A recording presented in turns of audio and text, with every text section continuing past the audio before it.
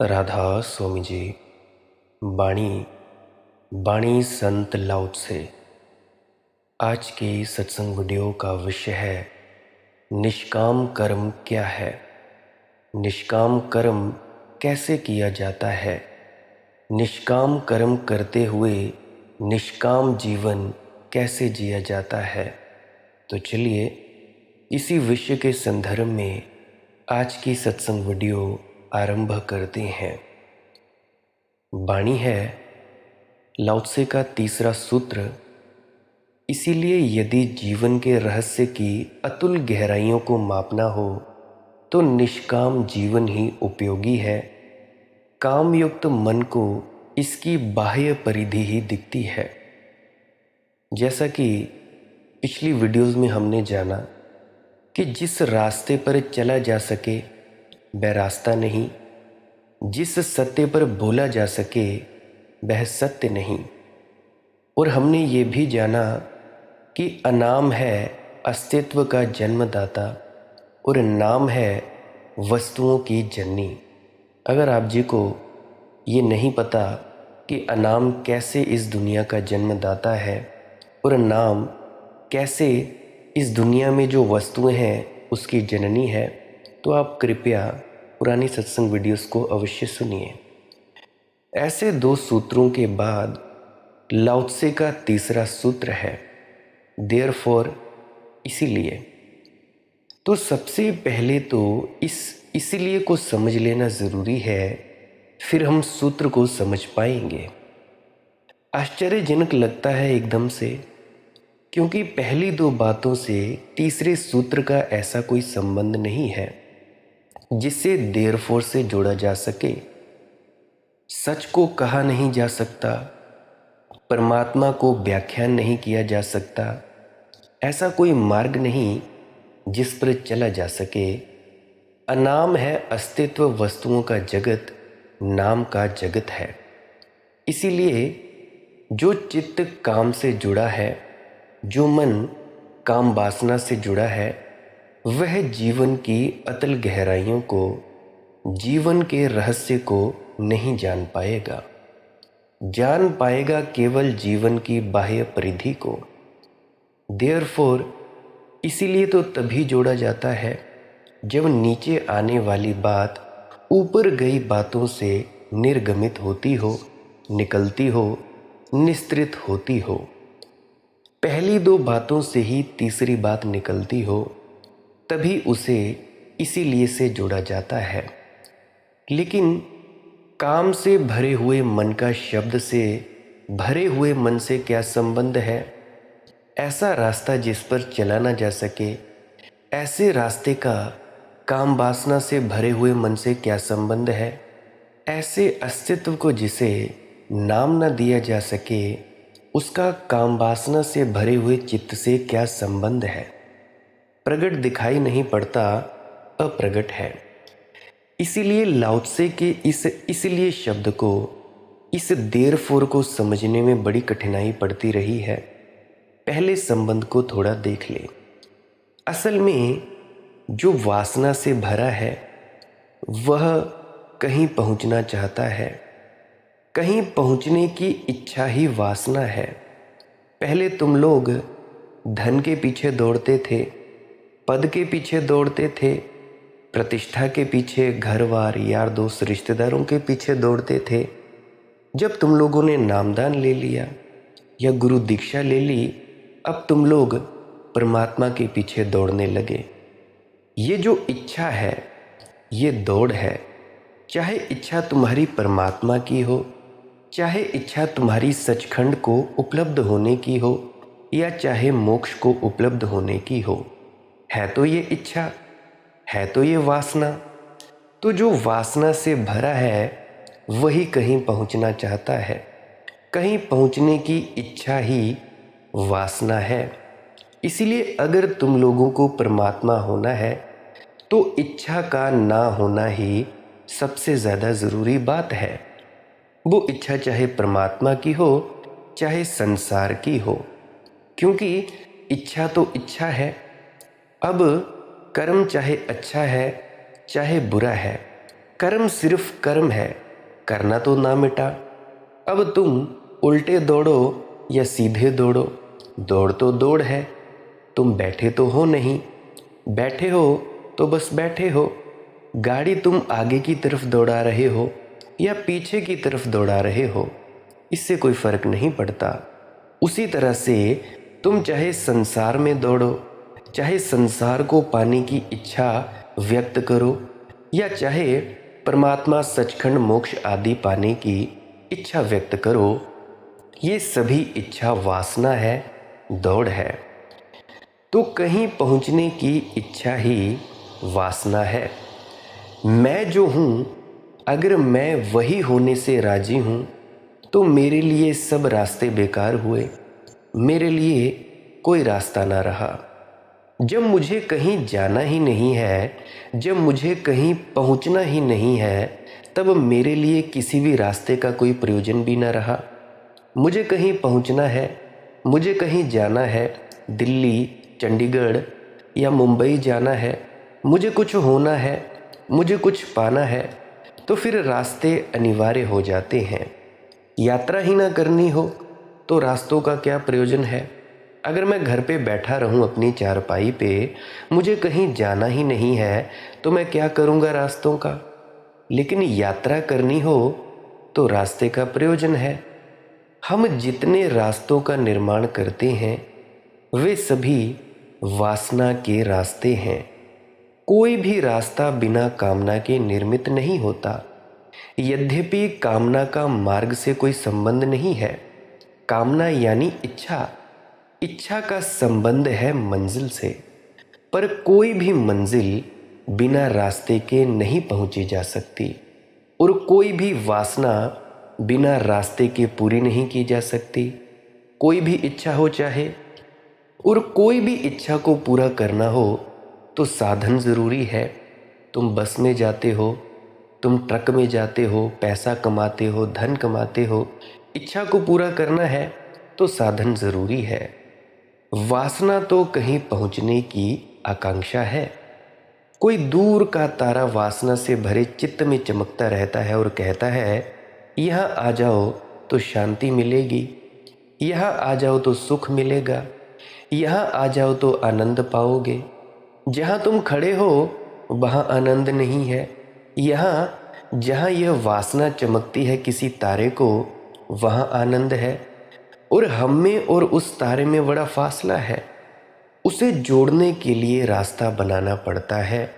फिर वह रास्ता चाहे पैसे से बनाएं, वह रास्ता चाहे हम धर्म से बनाएं, वह रास्ता चाहे हम बाहर की यात्रा करें, वह रास्ता चाहे हम भीतर जाएं, उस रास्ते से चाहे हम जगत की कोई वासना, कोई वस्तु पाना चाहे, और चाहे मोक्ष और चाहे परमात्मा का द्वार खोलना चाहे। लेकिन अगर हमारी मंजिल कहीं दूर है तो बीच में हमें और उस मंजिल को जोड़ने के लिए रास्ता ज़रूरी हो जाता है। तो लाओ त्से क्या कहता है? लाओ त्से कहता है, जिस रास्ते पर चला जा सके वह असली रास्ता नहीं है। ऐसा क्यों? क्योंकि जब तुम परमात्मा को पाने के लिए चलते हो, या ऐसा यूं कह लें कि परमात्मा को पाने की इच्छा तुम लोगों के भीतर पैदा होती है, तो तुम लोग क्या करते हो? तुम लोग परमात्मा को बाहर ढूंढने की कोशिश करते हो।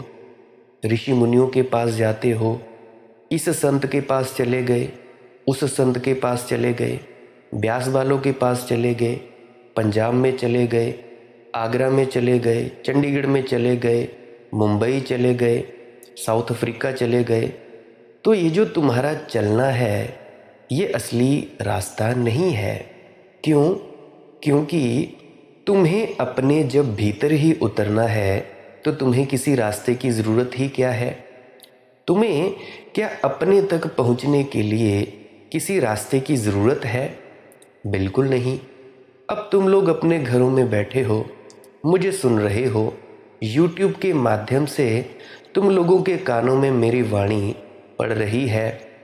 अब मैं आपसे पूछूं कि आपको आपके जो पाँव हैं, पाँव तक पहुंचने के लिए क्या करना होगा? तो आप कहोगे कुछ भी नहीं, हमारे पाँव तो हमारे साथ है, करना कुछ भी नहीं है, बस अपनी आँख अपने पाँव की तरफ ले जानी है। जैसे ही हम अपने पैरों की तरफ देखना शुरू करेंगे, हमें दिखने शुरू हो जाएंगे। अब मैं अगर आपसे पूछूं, आपकी उंगलियां कहाँ हैं, आप उंगलियों को कहाँ ढूंढोगे, तो आप बोलोगे ढूंढने की क्या ज़रूरत, हम अपनी आँखों से अपनी उंगलियों को देख सकते हैं। तो जिस प्रकार से आप लोगों को अपने शरीर के अंगों तक पहुंचने के लिए कोई रास्ते की ज़रूरत नहीं, उसी प्रकार से परमात्मा को अपने भीतर देखने के लिए भी किसी रास्ते की ज़रूरत नहीं है। क्योंकि रास्ते की ज़रूरत तब पड़ती है जब तुम लोगों को कहीं चलना होता है या यात्रा करनी होती है। परंतु ये जो मार्ग है ये ऐसा मार्ग है जो बिना मार्ग के पहुंचा जा सकता है। ये जो परमार्थ है, ये जो भीतर पहुंचना जो कोई भी व्यक्ति चाहता है, उसे केवल इतना करना होता है, चुपचाप चौकड़ी मारकर बैठ जाए और आंख बंद कर ले, ना कहीं आना ना कहीं जाना, ना इस YouTube चैनल को सुनना ना उस YouTube चैनल को सुनना, ना इस बाबा के पास जाना ना उस बाबा के पास जाना, अपने ही भीतर उतर जाना। ये है असली चीज़। जिसे तुम लोग खोज रहे हो वो तुम ही हो। जिस परमात्मा की खोज में तुम सब लगे हुए हो वो तुम ही हो। तुम्हारे भीतर बैठा विद्यमान विराजमान जो तत्व है वही परमात्मा है। परंतु सबसे बड़ी बात पता क्या होती है? सबसे बड़ी बात ये होती है कि जो वासना होती है, कामना होती है, इच्छा होती है, इच्छाओं से भरा हुआ दिल मार्गों पर चलेगा, रास्तों पर चलेगा। इसका अर्थ ये हुआ कि वासना से भरा हुआ चित्त जिन रास्तों पर भी चलता है वे कोई भी असली रास्ते नहीं है। अब तुम लोग परमात्मा को ढूंढने जाते हो, कभी इधर जाते हो कभी उधर जाते हो, मिलता तुम लोगों को है नहीं, क्योंकि जिन जिन रास्तों से तुम गुजरते हो वो रास्ते तो परमात्मा के नहीं, तुम खुद ही की खोज कर रहे हो। मैं आप लोगों की तवज्जो चाहता हूँ, एकाग्रता चाहता हूँ। मेरे कहने का मतलब तुम लोग खुद की ही खोज कर रहे हो। और जिसके घर में सुई खोई है तो वह बाहर नहीं ढूंढता फिरता उस सुई को, घर में ही ढूंढेगा ना। तो घर में सुई खोई है तो घर में ही ढूंढो ना। तो उसके लिए रास्ता खोजने की क्या ज़रूरत है? तुम लोग बोलोगे जी कि इस रास्ते पर चलते हैं तो सुई मिल जाएगी। घर से जितनी दूर जाते जाओगे, सड़कों पे जाओगे, तुम बस पकड़ोगे, ट्रक पकड़ोगे, घूमकर फिर भी तो अपने घर में आओगे, क्योंकि बाहर कहीं सुई मिलेगी नहीं। जो चीज़ खोई तुम्हारे अपने कमरे के अंदर है उस चीज़ को तुम लोग खोजने बाहर जाते हो, क्या तुम लोगों को मिलेगी? बिल्कुल नहीं मिलेगी। तो कहने का तात्पर्य लाओ त्सो का कि वासना से भरा हुआ चित्त जिन रास्तों पर भी चलता है वे कोई भी असली रास्ता नहीं है। जिस तरह से सुई को ढूंढने तुम लोग चले गए बस ट्रक पकड़ के, सुई खोई घर में, ढूंढने लगे तुम बाहर, तो चलना ही गलत मार्ग पर होता है। चलना होता ही नहीं असली मार्ग पर। असल में कहीं भी जाने की इच्छा गलत जाने की इच्छा है, कहीं भी बेशर्त। ऐसा नहीं कि पैसा कमाने की इच्छा गलत है, और ऐसा भी नहीं कि सारी दुनिया को जीत लेने की इच्छा गलत है। नहीं, मोक्ष सचखंड को पाने की इच्छा भी इतनी ही गलत है। असल में जहाँ पाने का सवाल है वहीं चित्त तनाव से भर जाता है और अशांत हो जाता है। बहुत से ऐसे व्यक्ति हैं, मुझे कॉल पर बताती हैं, लेडीज़ जेंट्स बताते हैं, आंटी अंकल बताती हैं, दादियाँ बताते हैं, दादाजी बताते हैं, मेरे अपने खुद के भाई बहन मुझे बताते हैं कि भाई रोज़ रोज़ हम चिंता लेकर इतने बजे उठ जाते हैं और भजन सिमरन के लिए बैठ जाते हैं। हम लोग शाम को बैठते हैं, कोई कहता कि मैं 2:30 बजे उठ जाता हूँ, उठा नहीं जाता तो मुझे बड़ी चिंता होती है। अरे दीवानों, जिस कार्य को करने के लिए तुम्हें चिंता होती है वो करते ही क्यों हो? ये काम तो ऐसा होना चाहिए निश्चिंत होकर, शांत होकर बैठ जाने का। परंतु तुम लोग शांत होने की बजाय उलट अपने दिमाग में ये बोझ लेकर बैठ जाते हो कि हमें भजन सिमरन करना है, 2.5 घंटे ही बैठना है। अरे दीवानों, अगर 2.5 घंटे ना बैठा जाए तो 2 मिनट तो बैठो। छोटे से शुरुआत करो। तुम एकदम से ही पूरा पूरा हाथी खाने की कोशिश करते हो, एकदम से ही पूरा पूरा पहाड़ तोड़ने की कोशिश करते हो, एकदम से टूट जाए। अरे पहले छोटे छोटे टुकड़े तोड़ो, कंकड़ पत्थर तोड़ो, छोटा छोटा बाइट लो, छोटा सा तोड़ो निवाला, फिर मुंह में डालो। अब तुम लोग चपाती बनाते हो, चपाती क्या एकदम से ही खा लेते हो? खीर खिचड़ी खाते हो, एकदम से पूरी गले में डाल लेते हो, मुंह में डाल लेते हो? नहीं ना। उसी प्रकार से बहुत से ऐसे मूड हैं जो मुझे कहते हैं कि भाई अभी कुछ हुआ नहीं। क्या होगा? तुमने दिमाग पर बोझ ही इतना ले लिया हुआ है। ये बोझ ही तुम्हारे अंदर भीतर अशांति का कारण है। जब जब तुम लोग बोझ लेते हो किसी भी चीज़ का, मेरे ख्याल से तुम लोगों ने इस भजन सिमरन को भी काम बना लिया है। बैठना है, अगर तुम नहीं बैठे तो चित्त बेचैन हो जाता है। अरे भाई, ये भी कोई ध्यान हुआ? ये कैसा ध्यान हुआ?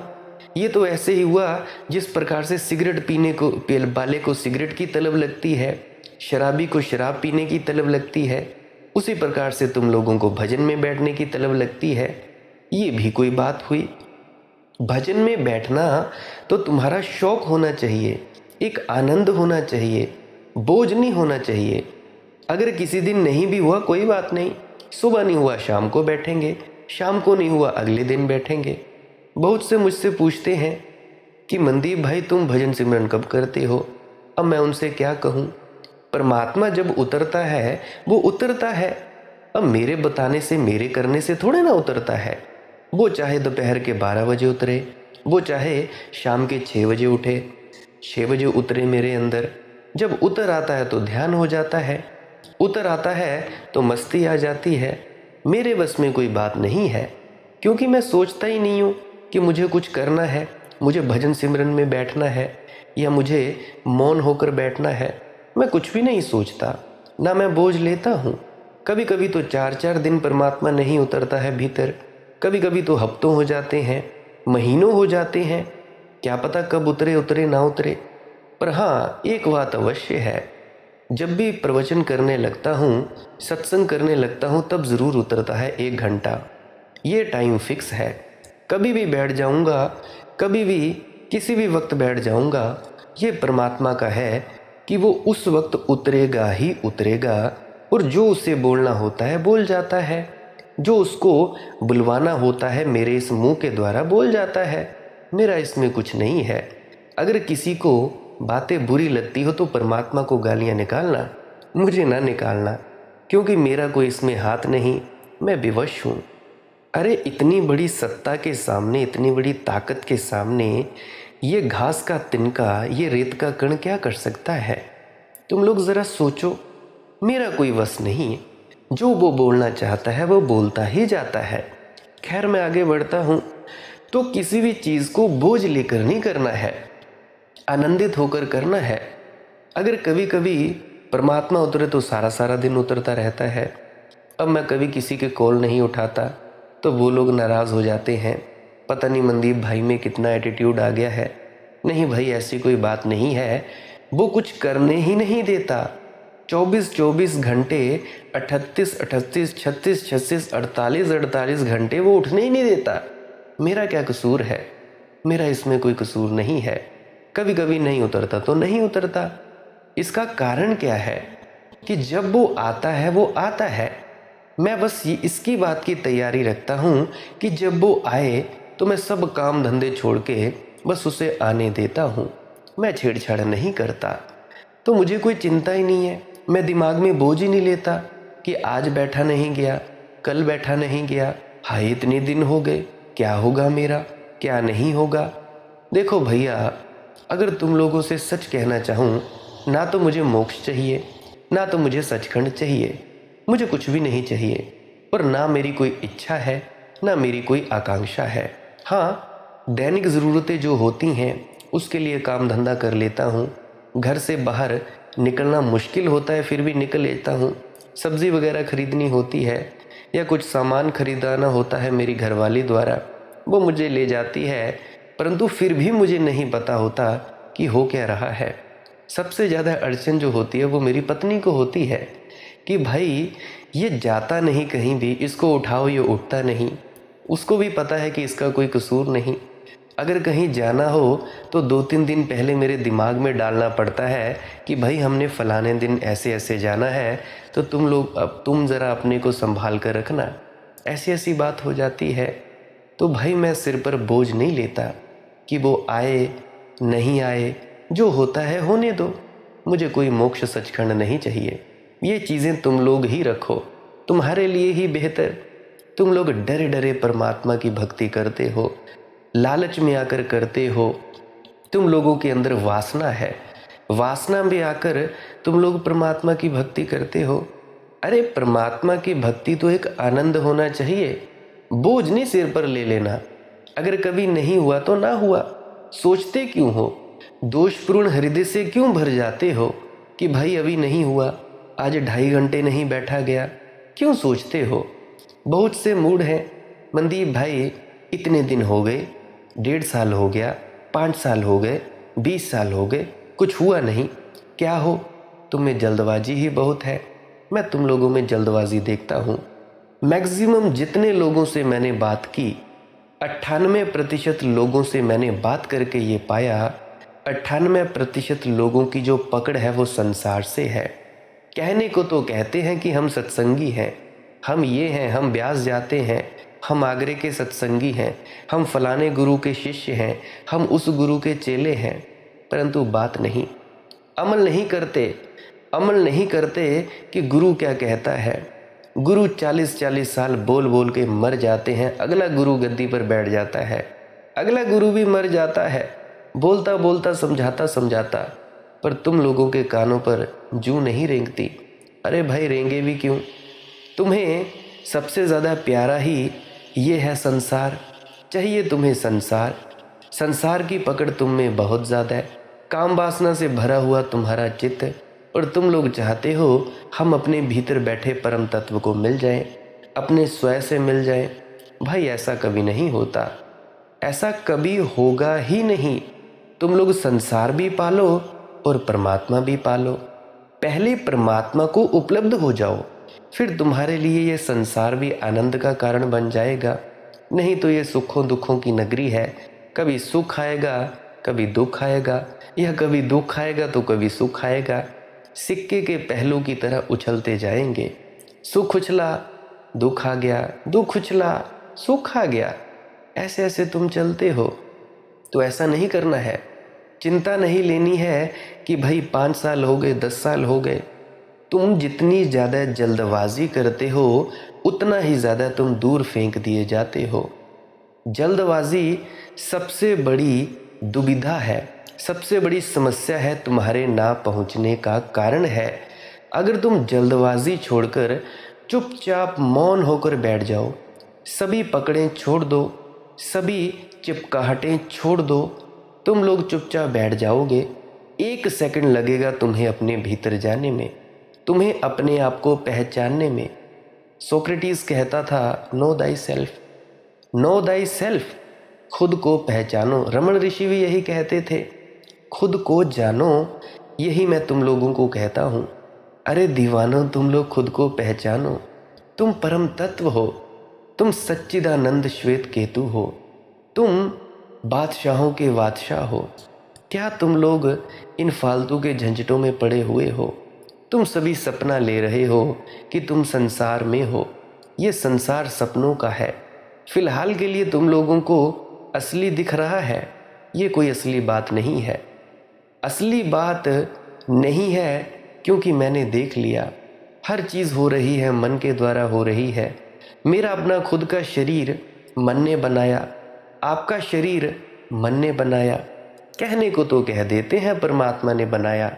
ये पूरी जितनी भी सृष्टि है ये एक स्वप्न है, स्वप्न ही भांति है।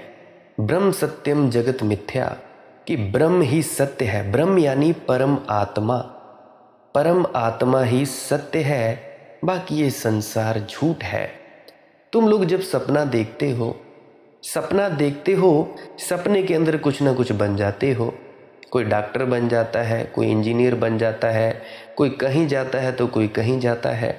ये जो सपना तुम लोग अपने दिमाग में देखते हो, जब देखते हो तुम लोगों को लगता है भाई बड़ा सच है। तुम लोगों को कभी डरावना सपना आता है, कभी अच्छा बढ़िया सपना भी आ जाता है। तुम लोगों को लगता है कि भाई ये सत्य है। सोए हो तुम, जब तुम जाग जाते हो तो तुमको पता लगता है ओहो ये तो सपना था। ठीक उसी प्रकार से ये पूरा ब्रह्मांड, ये पूरी कॉस्मोस जो बनी है, ये तुम्हारा स्वप्न है। तुम परम तत्व हो, तुम परमात्मा एक सपना देख रहे हो इस दुनिया में जीने का। ये ड्रीम है, ये स्वप्न है। इस स्वप्न से जाग जाने को ही हम बुद्धत्व कहते हैं, संतत्व कहते हैं, तुम्हारी भाषा में सचखंड पहुंचना कहते हैं, मुक्ति पाना कहते हैं, मोक्ष को उपलब्ध होने के मार्ग पर चल जाना कहते हैं। तुम लोग उसे जो भी नाम दे सकते हो, इसमें कोई मनाही नहीं है। सो मैं क्या कह रहा हूँ भाई, पहली बात किसी भी चीज़ पर बोझ नहीं लाना और लालच नहीं करना।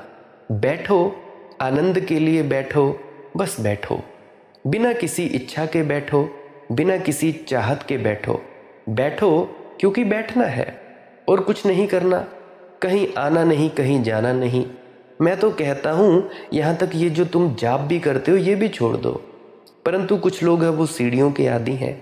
कुछ लोगों को लगता है कि भाई कुछ करने से मिलेगा परमात्मा, अहंकार को बड़ी तृप्ति मिलती है। तो गुरुजन क्या करते हैं, तुम्हें जाप पकड़ा देते हैं, ये लो 5 नाम का जप, ये लो 3 नाम का, ये लो 7 नाम का, ये लो गायत्री, ये लो महामृत्युंजय।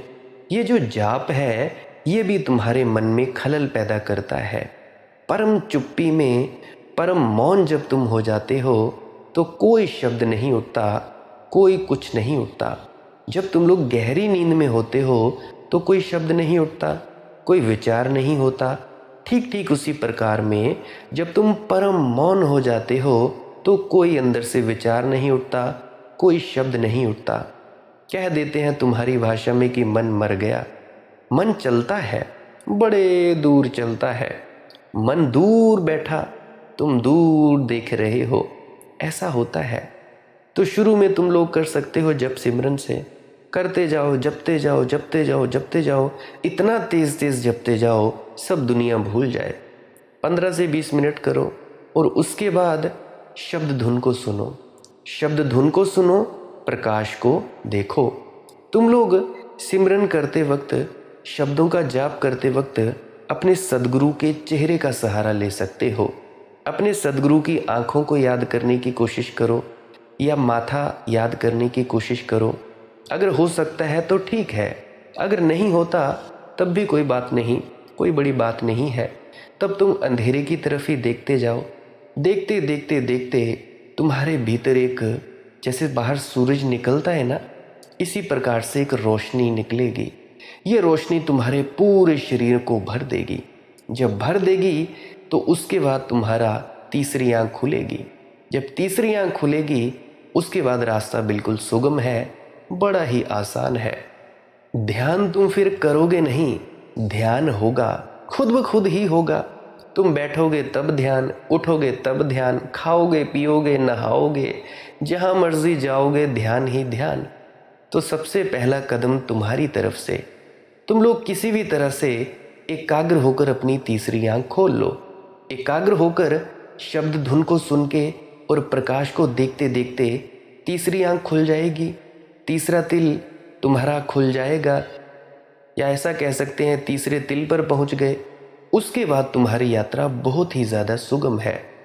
जो यात्रा सालों में हो सकती है वो यात्रा तुम्हारी दिनों में होगी, महीनों में हो सकती है वो दिनों में होगी, दिनों में हो सकती है वो घंटों में होगी।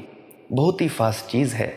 अगर तुम लोगों की तीसरी आंख नहीं खुली तो समझ लो अभी तुम लोग सिर्फ टक्करें मार रहे हो, कुछ भी नहीं हुआ, कुछ होगा भी नहीं, क्योंकि तीसरी आंख नहीं खुली। यहाँ पे जो तीसरा नेत्र दिव्य चक्षु तीसरे तिल पर नहीं पहुँचे, कुछ भी नहीं होगा, यात्रा शुरू नहीं हुई। तो मेरा कहने का मतलब इस तरह से तुम लोग कर सकते हो। शब्दों का जा, फिर अनहद नाद की धुन सुनो, शब्द धुन सुनो, प्रकाश में उतरो। तो मैं क्या कह रहा था कि काम वासना से भरा हुआ चित्त जहाँ है वहाँ कभी नहीं होता, और जहाँ नहीं है सदा वहीं डोलता रहता है। ये बड़ी असंभव स्थिति है। मैं जहाँ होता हूँ वहाँ नहीं होता, और जहाँ नहीं होता हूँ वहाँ सदा डोलता रहता हूँ। स्वभावतः परिणाम में संताप, एंग्विश पैदा होती है, खिंचाव पैदा होता है, तनाव पैदा होता है, चिंता पैदा होती है, क्योंकि मैं जहाँ हूँ वहीं हो सकता हूँ आराम से। जहाँ मैं नहीं हूँ वहाँ आराम से नहीं हो सकता, पर जहाँ मैं हूँ वहीं होने के लिए ज़रूरी है कि मेरे जाने का मन ही ना हो, कहीं भी जाने का मन ही ना हो, चित्त कोई यात्रा ही ना करता हो। मंदिर में बैठते हो तुम लोग, दुकान के बारे में सोचते हो। सत्संग सेंटर में जाते हो, दुकान के बारे में सोचते हो। दुकान पे जाते हो तो सत्संग सेंटर के बारे में सोचते हो या मंदिर के बारे में सोचते हो। तो तुम जहाँ होते हो वहाँ होते नहीं। अगर तुम लोग दुकान पर हो तो दुकान पर ही रहो ना।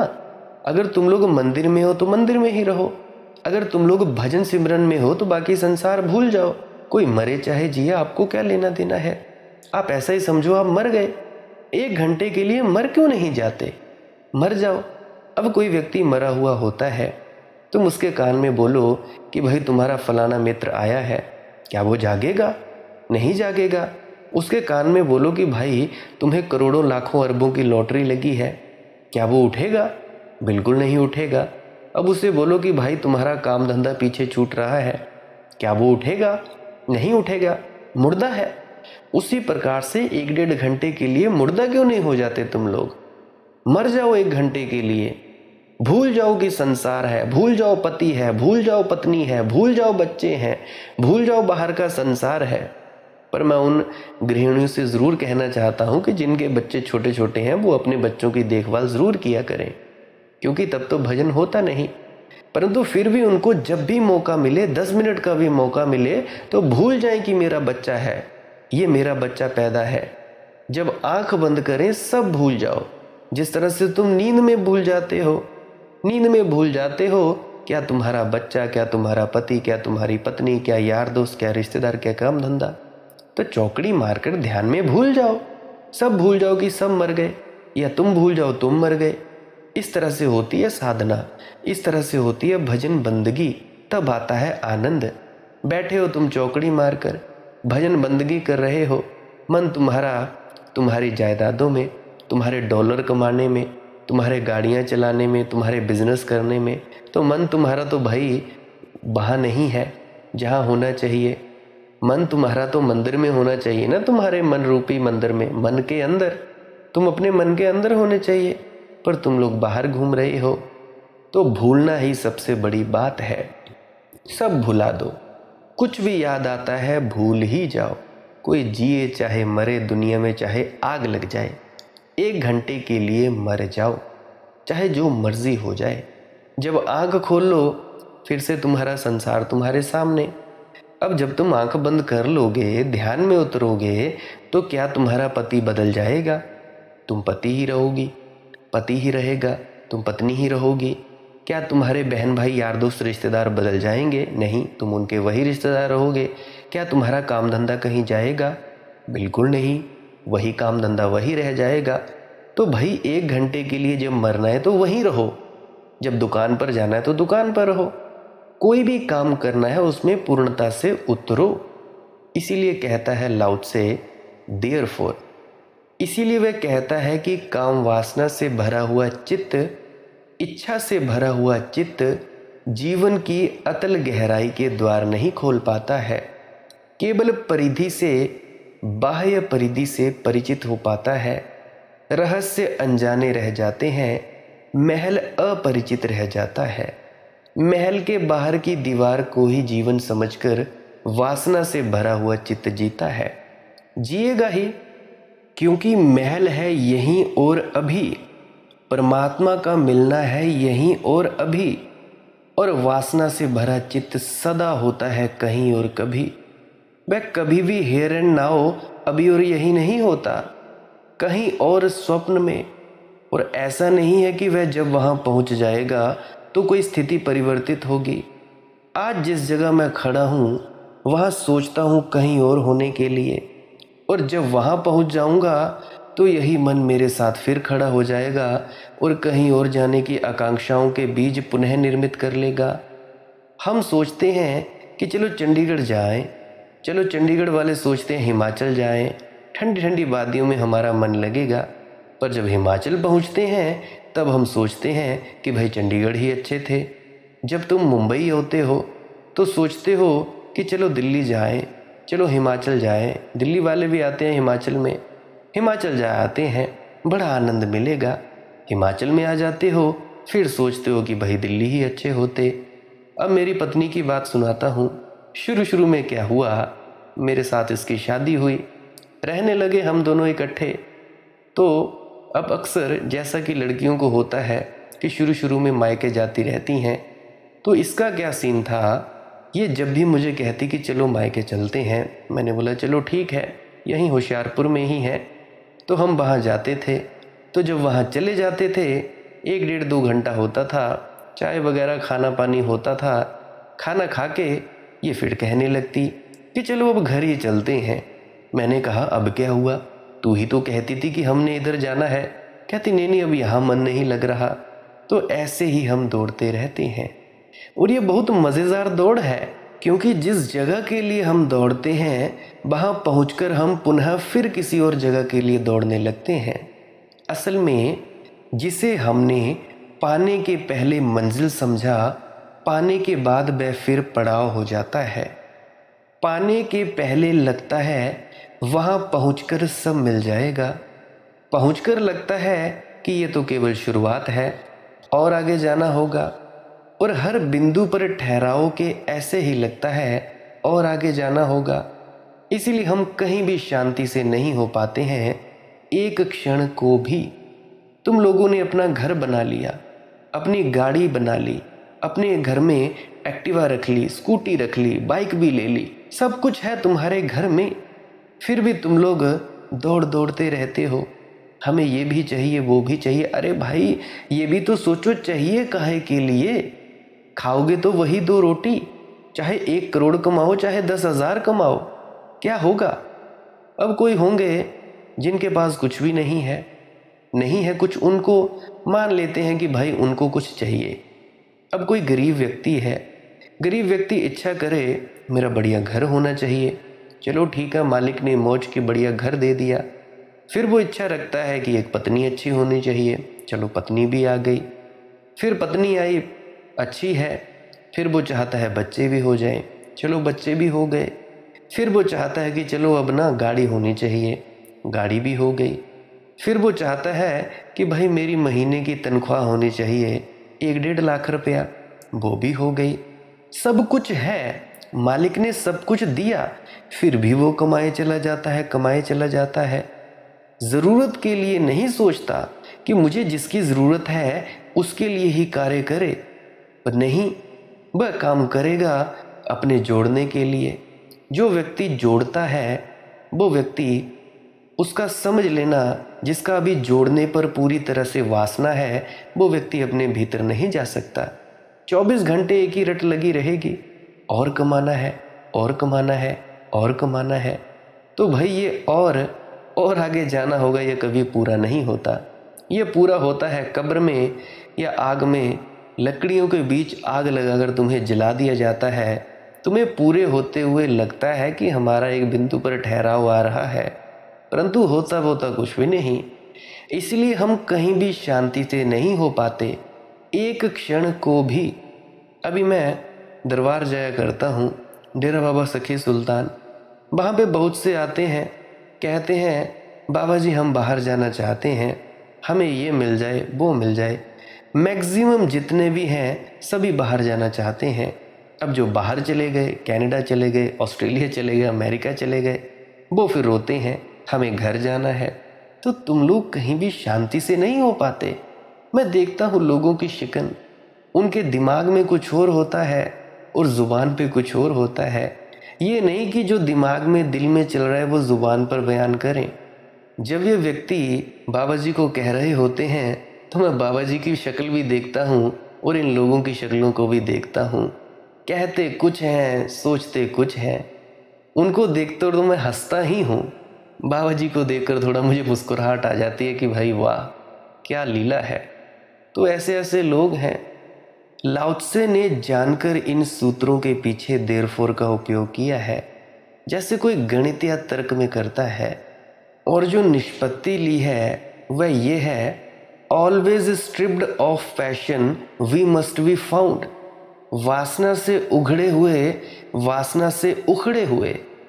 जैसे वासना की परतों को कोई छील दे अपने ऊपर से, जैसे कोई प्याज की छील डाले और सारी परतें और अलग फेंक दे, अलग कर दे और फेंकता चला जाए जब तक एक भी परत ना बचे। लेकिन प्याज को छीलते छीलते आखिर में हाथ कुछ भी नहीं लगता है। परत को निकालते हैं, एक दूसरी परत हाथ में आती है, उसे निकालते हैं, तीसरी परत हाथ आती है। उघाड़ते चले जाते हैं, आखिर में तो शून्य ही बचा रहता है, कुछ भी नहीं। Nothing, there will be nothing in your hands. तुम्हारे हाथों में कुछ नहीं बचता। अगर आप अपनी सारी इच्छाओं को हटा दें तो क्या आपको ख्याल है कि आप बचेंगे? क्या आप अपनी इच्छाओं के जोड़ से ज्यादा कुछ हैं? अगर आपकी सारी इच्छाएं खींच डाली जाएं प्याज की परतों की तरह, तो आप एक शून्य के अतिरिक्त और क्या होंगे? बिल्कुल जीरो। आपने जो चाहा है वही तो आप हैं, उसका ही जोड़। किसी ने सोचा मैं कनाडा चले जाऊं, कनाडा चला गया। किसी ने सोचा मैं इंजीनियर बना जाऊं, इंजीनियर बन गया। किसी ने सोचा मैं डॉक्टर बन जाऊं, डॉक्टर बन गया। आपने जो चाहा है वही तो आप हैं। अगर आपकी सारी चाह झड़ जाए तो आप क्या होंगे? कभी सोचा है? एक निपट शून्य, ना कुछ। लेकिन उसी शून्य से, उसी ना कुछ से जीवन का द्वार खुलता है। असल में सभी द्वार शून्य में खुलते हैं। आप एक मकान बनाते हैं, आप उसमें एक दरवाज़ा बनाते हैं। आपने ख्याल रखा कि दरवाज़ा क्या है? दरवाज़ा सिर्फ एक शून्य है। जहां आपने दीवार नहीं बनाई है वह दरवाज़ा है। ठीक से समझें तो दरवाजे का अर्थ होता है जहां कुछ भी नहीं है। दीवार से भीतर प्रवेश नहीं होगा, प्रवेश तो दरवाजे से ही होगा। दरवाजे का मतलब क्या होता है? दरवाजे का मतलब जहां शून्य है, कुछ भी नहीं। जहां कुछ भी नहीं है वहां से आप भीतर आ सकते हैं, अंदर आ सकते हैं, प्रवेश करते हैं। और जहां कुछ है वहां से आप प्रवेश नहीं करते। अब ये बड़े मजे की बात है, मकान में प्रवेश मकान से कभी नहीं होता। उस जगह से होता है जहां शून्य होता है, खाली जगह होती है। जहां कुछ भी नहीं होता मकान नहीं होता। दरवाजे का मतलब है मकान का ना होना। दरवाजे को छोड़कर मकान होता है। तुम लोगों ने अपने घर के बाहर गेट बनाया है, वो खुला है, तो वो कोई मकान थोड़े ना है, वो खाली जगह है। तभी तो तुम अपने मकान के भीतर जाओगे, अपने कमरे के भीतर जाओगे। तो जब तक हमारे भीतर ऐसा शून्य हमें ना मिल जाए जहां कुछ भी नहीं है, तब तक हम उस जीवन के परम रहस्य में प्रवेश न कर पाएंगे। वह महल हमसे अपरिचित और अनजाना ही रह जाएगा। इस अनहद नाद की धुन को जो कानों में टी टी साए साए जैसी सुनती है, इसको सुनना शुरू करो और इस प्रकाश को देखना शुरू करो। देखते देखते तुम जीरो हो जाओगे, शून्य हो जाओगे, विचार रुक जाएंगे, सब कुछ ठहरा ठहरा हो जाएगा। तो लाओ त्से कहता है, उखाड़ डालो सारी परतें कामना की, वासना की, इच्छाओं की सब परतें उखाड़ डालो, एक भी परत कामना की ना रह जाए। हम भी कभी कभी कामना की परतें तो उखाड़ते हैं, लेकिन हम एक उखाड़ते हैं तभी जब हम उससे बड़ी निर्मित कर लेते हैं। हम भी वासनाओं को छोड़ते हैं, पर हम एक वासना को तभी छोड़ते हैं जब उससे बड़ी वासना को रिप्लेस, उसकी जगह परिपूरक कर लेते हैं। असल में हम छोड़ते तभी हैं किसी वासना को जब उससे बड़ी वासना पर हमारा पैर पड़ जाता है। छोटे मकान हम छोड़ देते हैं बड़े मकानों के लिए, छोटे पद हम छोड़ देते हैं बड़े पदों के लिए। हम भी छोड़ते हैं, एमएलए की कुर्सी छोड़ देते हैं, प्रधानमंत्री बनना है। पर सदा जब कोई बड़ा परकोटा निर्मित हो जाए तब हम कोई छोटी दीवार छोड़ते हैं। और कभी कभी ऐसा भी होता है कि हम जीवन की पूरी वासना का ढांचा भी छोड़ते हैं। एक आदमी पैसा खोजता था, कुर्सियों के पीछे दौड़ता था, यश खोजता था, फेमस होना चाहता था, सब बंद कर देता है। वो कुर्सियों से नीचे उतर जाता है, पैसे का त्याग कर देता है, कपड़े छोड़कर नंगा हो जाता है और कहता है, अजी मैं तो प्रभु को खोजने जाता हूँ, सब छोड़ देता हूँ। लेकिन तब एक और विराट वासना के पीछे सारा ढांचा तोड़ देता है। अब कोई भी उससे ना कह सकेगा कि वह पैसा खोज रहा है, कोई भी ना कह सकेगा कि वह कुर्सियों की दौड़ में लगा है, कोई भी ना कह सकेगा कि वह प्रतिष्ठा खोज रहा है, फेमस होना चाहता है। लेकिन अगर ईश्वर शब्द में हम गौर करें तो हमें सब मिल जाएगा। ईश्वर शब्द बनता है ऐश्वर्य से, परम ऐश्वर्य का नाम ईश्वर है। अब वह उस ऐश्वर्य को खोज रहा है जिसका कभी अंत नहीं होता। अब वह उस धन की तलाश में है जिसे चोर चुरा नहीं सकते।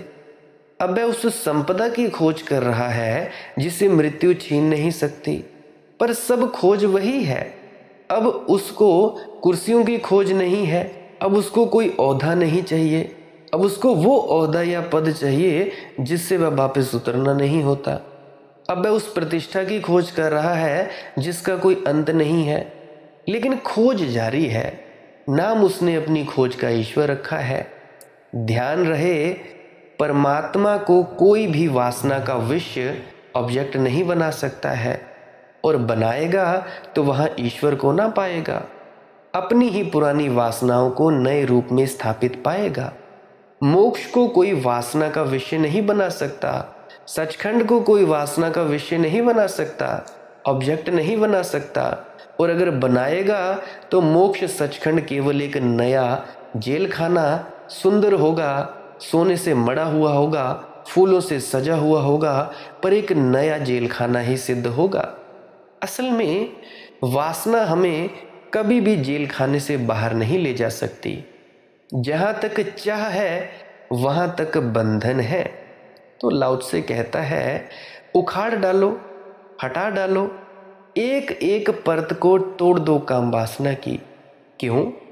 क्योंकि तभी जीवन में जो छिपा हुआ अतल रहस्य है, उस अतल रहस्य की गहराइयों को मापना हो तो इसके लिए निष्काम हो जाना ही उपयोगी है।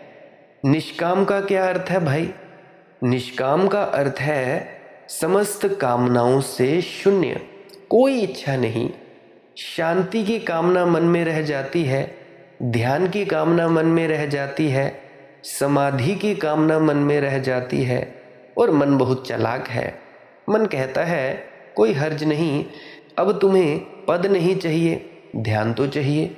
अब तुम्हें पैसा नहीं चाहिए, शांति तो चाहिए।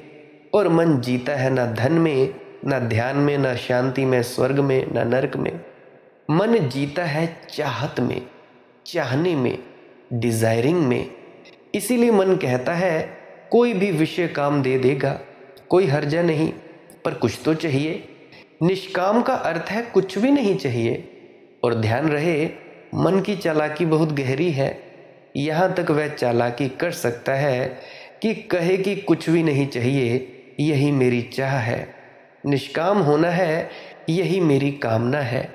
लेकिन मन फिर पीछे खड़ा ही रहेगा। रविंद्रनाथ ने गीतांजलि में कहीं एक पंक्ति में प्रभु से गाया है, प्रभु से प्रार्थना की है, तुझसे कुछ और नहीं चाहता, इतनी ही चाह है कि मेरे मन में कोई चाह ना रह जाए।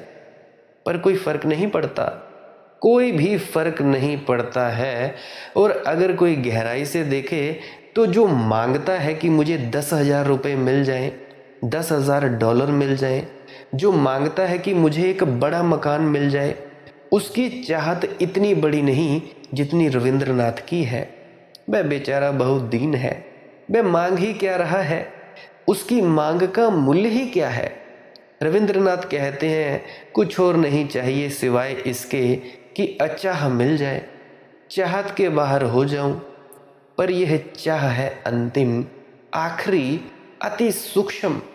और लाओ त्से कहता है, निष्काम, उखाड़ डालो, आखिरी दम तक उखाड़ डालो। लाओ त्से के पास कोई मिलने आया है, एक युवक है, कहानी मुझे याद आती है, और लाओ त्से से कहता है, मुझे शांति चाहिए। लाओ त्से कहता है, कभी नहीं मिलेगी। वह युवक कहता है, ऐसी मुझ में आपको क्या कठिनाई मालूम पड़ती है, ऐसा मैंने क्या पाप किया है कि मुझे शांति कभी ना मिलेगी।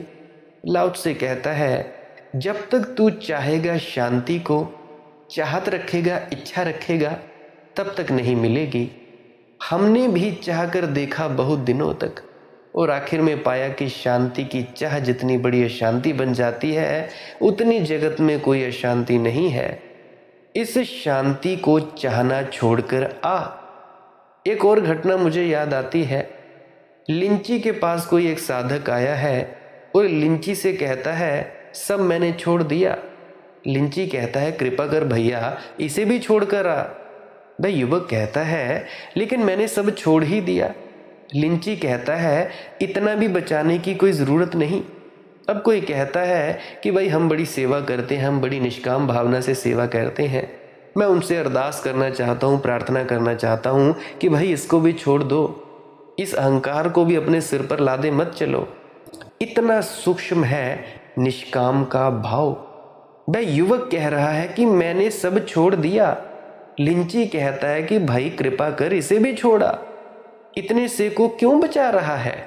नहीं, वह कहता है, मेरे पास कुछ बचा ही नहीं है।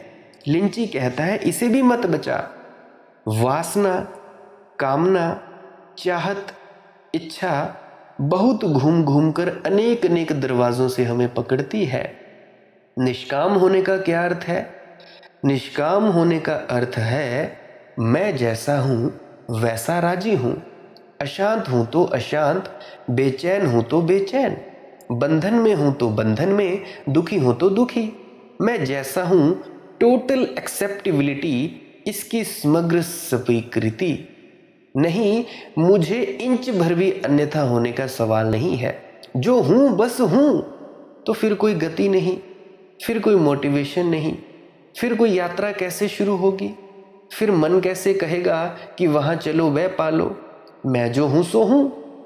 ताओ का सार अंश तथाता है स्वीकृति, total acceptability, accept the things as it is. कुछ लोग कहते हैं कि भाई वो फलाना व्यक्ति बड़ा पापी है। मैं कहता हूं, भाई तुम्हारा क्या जाता है? स्वीकार कर लो कि वो पापी है। तुम क्यों अपने सिर में, अपनी खोपड़ी में उसके विचारों को ढो के फिर रहे हो? क्या तुम्हें इसमें शर्म नहीं आती? और तुम कहते हो कि खुद को सत्संगी। मैं सत्संग सेंटर में जाया करता हूँ हमारे बसाल में, बहुत सी बातें ऐसे कहते हैं, फलाना ये फलाना वो। अरे भाई मैं क्या करूँ, कोई जैसा मर्जी हो, वो अलग व्यक्ति है, अलग लीला कर रहा है, मुझे उससे क्या? मैं अपनी अलग लीला कर रहा हूँ, अपना अलग नाटक है, अपना एक अलग मज़ा है, अपना एक अलग खेल खेल रहा हूँ। इससे किसी को मुझसे फ़र्क नहीं पड़ता, तो और मुझे किसी से कोई फ़र्क नहीं पड़ता। तो ताओ का सार अंश तथाता है स्वीकृति। जहाँ समग्र स्वीकृति है वहाँ निष्कामता, और जहाँ जरा सी भी अस्वीकृति है वहीं चाह का जन्म है। जरा सी अस्वीकृति और पैदा हुई चाह, और काम आया, वासना ने पकड़ा, दौड़ शुरू हुई। ख्याल किया आपने? अस्वीकृति से चाह का जन्म होता है। हम लोग जिस चीज़ को स्वीकार नहीं करते उसे चाहत बनती है। हम सब चाहों में जिए हैं, जीते हैं। अपनी एक एक चाह को खोज कर देखेंगे तो फौरन पता चल जाएगा कि किस अस्वीकृति से ये चाह पैदा हुई। कौन सी चीज़ थी जो आपने चाही ऐसी ना हो, अन्य हो, अन्यथा हो, भिन्न हो, और चाह का जन्म हुआ। लाला झंडूराम के जीवन में मैंने पढ़ा है, बहुत ही अनूठे व्यक्ति हैं, बहुत ही खासम खास व्यक्ति। एक दिन गांव से कोई अर्थी गुजर रही थी। कोई मर गया है तो झंडूराम का घर पड़ा है बीच में। झंडूराम का बड़ा आदमी मरा है गांव का। करीब करीब गांव के सभी प्रतिष्ठित लोग अर्थी में सम्मिलित हुए हैं।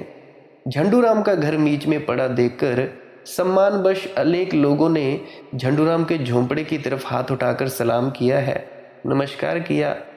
तो झंडू भाई की पत्नी बाहर खड़ी है। वह दौड़ कर आकर झंडू को कहती है कि झंडू, नगर में कोई बहुत बड़ा लोग जिसकी बड़ी प्रतिष्ठा थी, अंबानियों के घर का गुजर गया। बहुत लोग अर्थी में जा रहे हैं। तुम्हारी तरफ देखकर, तुम्हारे झोंपड़ी की तरफ देखकर अनेक लोग सलाम कर रहे हैं। झंडू भाई ने कहा, हो सकता है आवाज़ मुझे सुनाई पड़ती थी, लेकिन उस समय मैं दूसरी करवट लिए हुए लेटा था। और तुझे तो पता ही है, वह जो आदमी मर गया है उसकी सदा से गलत आदत है। एक घड़ी भर बाद भी मर सकता था, तब तक हम करवट उस तरफ किए होते। झंडूराम तो व्यंग्य कर रहा है आदमी पर, लेकिन वह कहता है कि उस वक्त हम दूसरी तरफ करवट लिए हुए थे। नमस्कार लेने को करवट बदलने का कोई सवाल नहीं था। एक बार गांव के लोगों ने सोचा झंडूराम बड़ी मुश्किल में है। कुछ पैसे इकट्ठे किए और झंडू भाई को देने आए। वह सीधा चित्त लेटा हुआ था, खुले आकाश के नीचे वृक्ष के पास। लोगों ने कहा कि हम कुछ पैसे भेंट करने आए हैं। झंडूराम, तुम सुन रहे हो? सुना कि तुम बहुत तकलीफ में हो। झंडूराम ने कहा, तुम थोड़ी देर से आना, क्योंकि मेरी जो जेब है वो मेरे नीचे दबी है। जब मैं उल्टा होकर लेट जाऊंगा तब तुम आकर रख जाना। झंडूराम ने आदमी पर गहरे व्यंग्य किए हैं। बड़ा कीमती आदमी था, पर अगर हम निष्काम भाव की गहराई में जाएं तो हमें पता चलेगा कि जहाँ हैं, जैसे हैं, स्वीकृत है। उसमें इंच भर यहाँ वहाँ होने की कोई कामना नहीं है।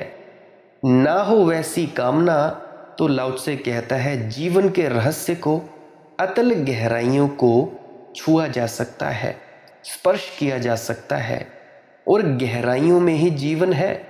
सतह पर तो केवल परिधि है, सतह पर तो बाह्य रेखा मात्र है। जैसे मैं आपके शरीर को स्पर्श करके लौट आऊं, केवल छू दूं और कहूं कि मैंने आपको छुआ, यद्यपि हम ऐसा ही कहते हैं। अगर मैं आपके शरीर को छू कर लौट आऊं तो मैं यही कहता हूं कि मैंने आपको छुआ, यद्यपि केवल बाहरी रूपरेखा को, आकृति को छूकर आ गया हूं, आपको नहीं छुआ। आपके शरीर की जो बाहरी रेखा है, आकृति है, वह तो आप नहीं है। वह रूपरेखा तो केवल आप और जगत के बीच एक सीमा है। आप तो गहन गहरे में भीतर हैं। वह सब तो आपके लिए बाह्य आयोजन है, जिसके भीतर आप हो जाते हैं। चमड़ी को छू लूं और मैं सोचूं कि आप चमड़ी हैं, तो आप चमड़ी तो नहीं। वह आपका सिर्फ घर है, भवन है, वस्त्र है। पर दूसरे को हम वस्त्रों से देखते हों और रूपरेखा छूते हों, वह तो क्षम्य है। हम अपने को भी बाहर से ही देखते हैं और अपने को भी हम शरीर से ही छूते और स्पर्श करते हैं। पूरे जीवन को हम बाहर से ही छू पाते हैं। लाओ त्से कहता है, कामयुक्त मन के कारण कामयुक्त मन गहरे में क्यों नहीं जा सकता। इसके बारे में मैं कल की वीडियो में चर्चा करूंगा। मेरे ख्याल से 1 घंटा होने के करीब है, तो आज बहुत बोल चुका। भजन सिमरन किया करें और श्वास क्रिया किया करें, जो आपको हर रोज़ बताया करता हूँ। भजन सिमरन क्या है? सिमरन है कुछ शब्दों का जाप करना जो आपको आपके गुरु महाराज द्वारा दिए जाते हैं। काहे के लिए? ताकि आपका मन एकाग्र हो जाए, आपके मन में आलतू फालतू के विचार न चलें, सिर्फ यही शब्द गूंजें जो आपको आपके सद्गुरु द्वारा दिए जाते हैं। दोनों आंखों के मध्य में ध्यान रखना और इन शब्दों का जाप शुरू कर देना। 15 से 20 मिनट, जितनी देर भी आप बैठ सकते हो बैठें। पहला ये काम कर लिया। मैंने पीछे बताया कि आप लोग अपने गुरु की आंखों का प्रयोग ले सकते हो। आंखों को देखते जाएं, देखते जाएं, देखते जाएं और भीतर उतरते जाएं। अगर नहीं दिखती तब भी कोई बात नहीं, अंधेरे की तरफ ही देखते जाएं। अगर भिन्न भिन्न रंग दिखें उसकी भी चिंता न लें, वो भी देखते जाएं। ये तो हुई पहली सीढ़ी। दूसरी सीढ़ी भजन। भजन में क्या करते हैं? भजन में सब शब्दों का जाप बंद कर देते हैं और फिर इस शब्द धुन को सुनते हैं जो कानों में सुनाई देती है और प्रकाश को देखते हैं, तब किसी भी सद्गुरु की कोई शक्ल नहीं आंखों के सामने लाते और ना ही शब्दों का जाप करते हैं। इसको कहा जाता है भजन। इस प्रकाश को देखते देखते और इस शब्द धुन को सुनते सुनते लीन हुआ जाता है, डूबा जाता है। और अगर किसी की नहीं शुरू होती तो भाई तुम श्वास क्रिया किया करो साथ साथ में। वैसे तो ये जो तुम शब्दों का जाप करते हो, इससे ही आपको शब्द धुन सुनाई देनी पड़नी शुरू हो जाएगी, क्योंकि इतने सारे विचार हैं, जब रुकेंगे तो अपने आप ही सुनेगी। 24 घंटे बजती रहती है ये शब्द धुन। तुम लोगों को क्यों नहीं सुनाई पड़ती? इसीलिए सुनाई नहीं पड़ती क्योंकि तुम लोगों का मन भटकता है। जितना ज़्यादा मन भटकता है उतना ही कम तुम्हें ये शब्द धुन सुनाई देती है। तो तुम लोगों को ये तो मैंने बता दिया भजन और सिमरन का तरीका। और दूसरा, ये जो श्वास क्रिया है इससे भी आप लोग एकाग्र हो सकते हो।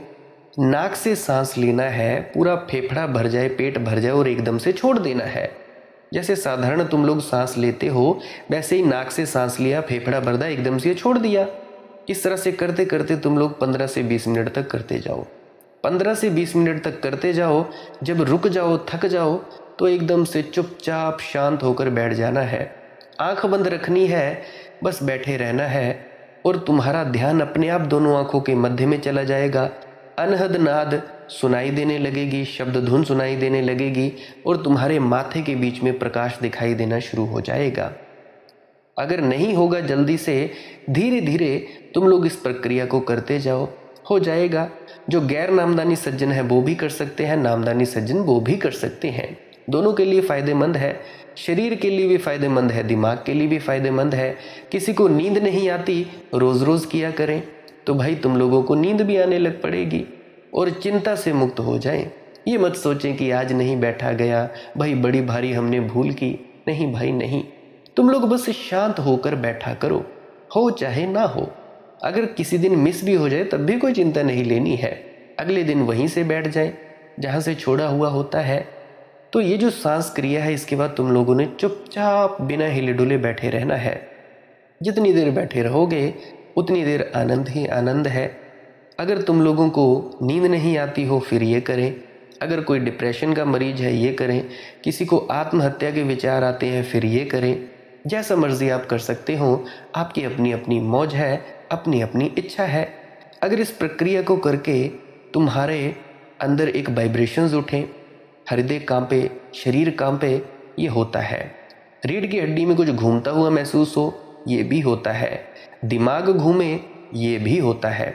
लेटे लेटे कर सकते हो, आपके लिए कोई बंधन नहीं है, लेटे लेटे भी कर सकते हो। नींद में जाने के लिए सीधे लेट गए और नाक से सांस ली, मुंह से छोड़ते गए एकदम से। डीप ब्रीदिंग की, जैसे दौड़ते हैं, दौड़ में जब रनिंग करते हैं तो तुम लोग गहरे लंबे लंबे सांस लेते हो कि नहीं लेते हो?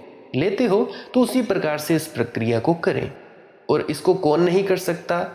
इसको प्रेग्नेंट लेडीज़ बिल्कुल ना करें। जिनको दिल की बीमारी है या सांस की बीमारी है, 1-2 सांसें लेकर देखें। अगर दर्द हो दिल में या कोई तकलीफ़ हो फिर इसको बिल्कुल ना करें। फिर चुपचाप मौन होकर बैठ जाएं, शांत होकर बैठ जाएं और अपने भीतर उतर जाएं।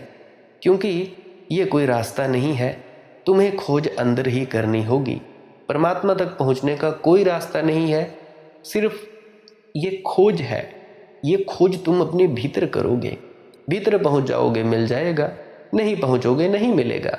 बाकी आगे तुम्हारी अपनी अपनी मर्जी है, अपनी अपनी मौज है। आज के लिए मैं बहुत बोल चुका।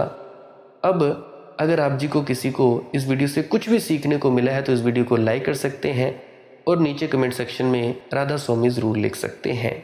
कमेंट सेक्शन में आप अपना प्रश्न पूछ सकते हैं। अगर किसी का कोई प्रश्न हो, टेलीग्राम, इंस्टाग्राम, फेसबुक, वहाँ पे भी आप सर्च करें मालिक की मौत सत्संग, वहाँ पे भी आप जी अपना प्रश्न पूछ सकते हैं। प्रश्न पूछने से पहले एक मैं विनम्र प्रार्थना करना चाहूँगा आप लोगों से कि आप लोग पुरानी कम से कम 50 से 60 वीडियोज़ को अवश्य सुने। अगर उनको सुनने के बाद भी आपके प्रश्नों के जवाब ना मिले फिर आप मेरे पास आएँ। आप मेरे पास तकरीबन तभी आया करें अगर आप जी को ध्यान में कोई अड़चन हो। अन्यथा वैसे तो मैंने हर कुछ बोल दिया है, फिर भी कुछ लगता हो कि इसको नहीं बोला गया है तो उसको बोलने की कभी कभी परमात्मा से अरदास करूँगा, क्या पता वो बोल दें, अब इसमें मेरा कोई हाथ नहीं है, मेरा तो भाई ये यंत्र है, मुंह है, मेरे मुंह से वो बोल देते हैं, अब इसमें उनकी मौज है परमात्मा की, कैसे वो करवाते हैं ये तो वही जाने, ओदियाँ वही जाने, मैं ना जाना। तो आप जी इस चैनल को सब्सक्राइब भी कर सकते हो। अगर आप जी रोज़ रोज़ नए नए सत्संग सुनना चाहते हो, सत्संग का वक्त रहता है सुबह 5:30 बजे। 5:30 बजे आजकल डालता हूँ, 5:30 बजे आप जी सत्संग को सुन सकते हो, जिसने आनंद लेना हो। आप इन सत्संग वीडियोस का प्रयोग ले सकते हो ध्यान में उतरने के लिए, अपने बहमों भरमों से दूर आने के लिए, अपने प्रश्नों के जवाब के लिए, जैसा मर्जी चाहे आप प्रयोग ले सकते हो। आप मुझे इतने अंत तक सुनते हो, इतना प्रेम प्यार देते हो, इतना प्रेम प्यार देने के लिए आपका बहुत बहुत शुक्रिया। आप सभी आनंदित हों। मेरा आशीर्वाद आप सभी से है कि आप सभी अपने परम तत्व को जान लें, और मेरी बातों को ऐसे ही नहीं मान लेना है, पहले अभ्यास करो, इसको अमल करो, फिर मानो, तब जाके असली बात है। ऐसे ही नहीं कि भाई मैंने कह दिया तो तुमने मान लिया। इसको अपनी निजी ज़िंदगी में उतारो, ज़िंदगी में उतारोगे तब फ़ायदा है, नहीं तो क्या फ़ायदा। मेरे जैसे कई आए और कई चले जाएंगे, मैं भी मिट जाऊंगा, मिट्टी हो जाऊंगा। तो भाई अमल ज़रूर किया करो, तब फ़ायदा है। अंत में आपके भीतर बैठे परमात्मा को प्रणाम करता हूँ, मेरा प्रणाम स्वीकार करें। राधा स्वामी जी।